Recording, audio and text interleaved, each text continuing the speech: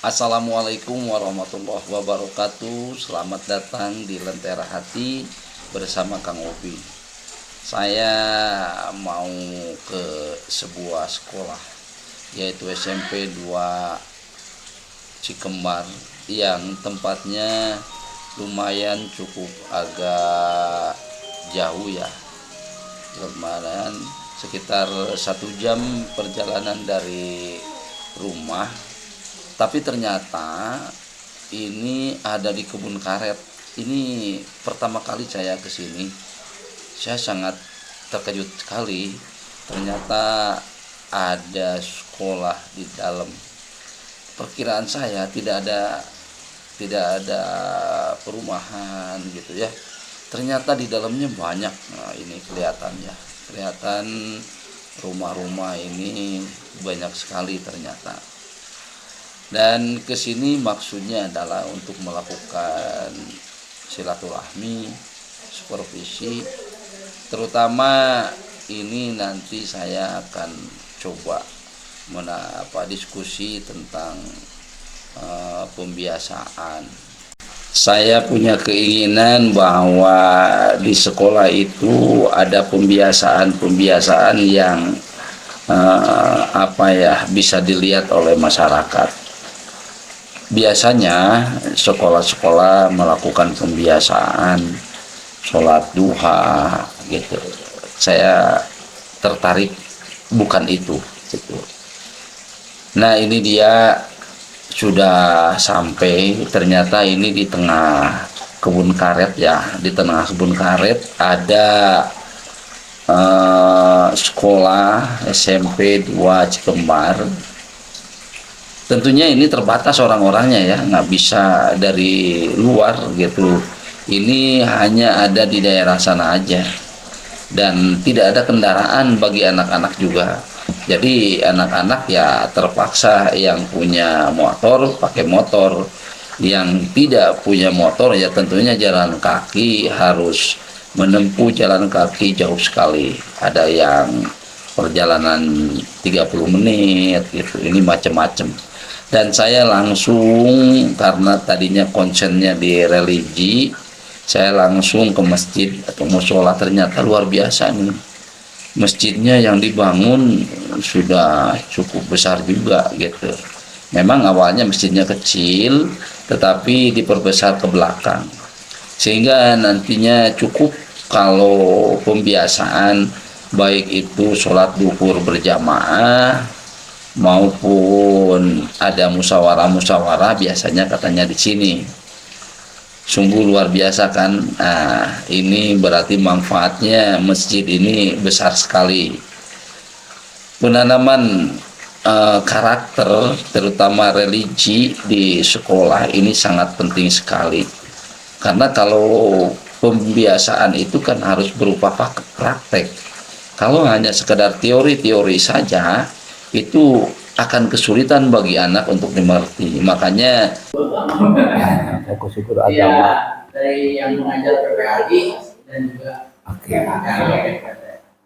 kita berarti hanya mengumpulkan hafalan aja ya, atau menghafalnya berarti di rumah di sekolah ada datanya Pak. Misalkan ya, maksudnya menghafalnya di rumah. Di sekolah ada waktu nggak untuk menghafal? di sekolah di tesnya aja. Oh ya, di tesnya aja. Ya, mungkin tinggal tambah treatmentnya di sekolah, bisa nggak ada waktu? Misalkan apakah 10 menit atau 15 menit misalkan. Bisa nggak Pak ya? Bisa. Kalau di rumah kan kita tinggal nyuruh aja, nyuruh di rumah udah enak ya. Kalau pagi itu biasanya sholat duha dulu, kemudian ada terus Bisa ya, katakan itu ya. kemudian ada tausiah. Di situ yang perlu di Mungkin di SPL lagi juga bisa. ada usia. Targetnya tetap apa, terserah itu targetnya, apakah juz amma aja atau tambahan juga terserah gitu. Silakan aja. Cuma caranya mungkin gini Pak ya. Kalau hanya guru agama saja itu saya kira tidak bagus lah. Memang tidak. Ini libatkan juga gurunya ada Pak.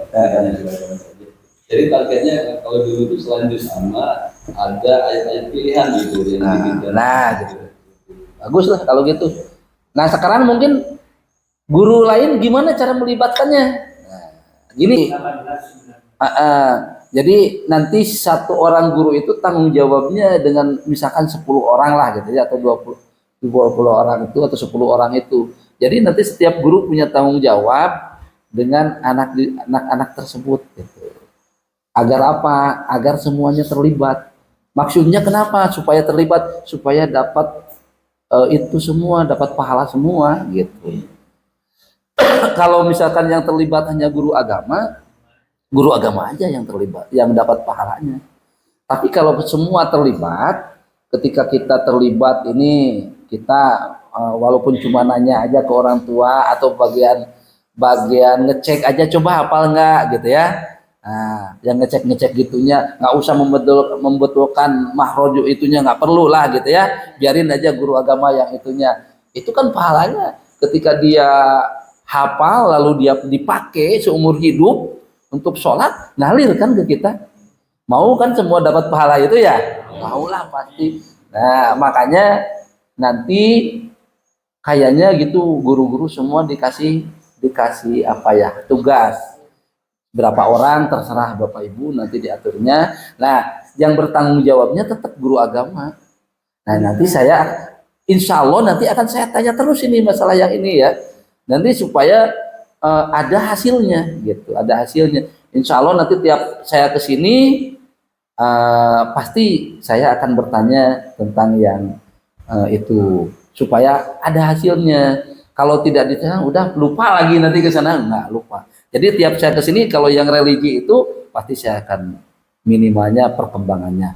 Kalau di sekolah lain ada yang memakai kartu biasa ya. Jadi seorang guru itu, guru yang bertanggung jawab dengan 10 orang itu dia benar-benar bertanggung jawab sampai ke orang tuanya. Tapi sebelumnya ke orang tua dikasih tahu untuk tahun sekarang bahwa ini ada pembiasaan ini, kewajiban anak nanti gini, yang membinanya misalkan saya, nah atau yang jadi timnya ini.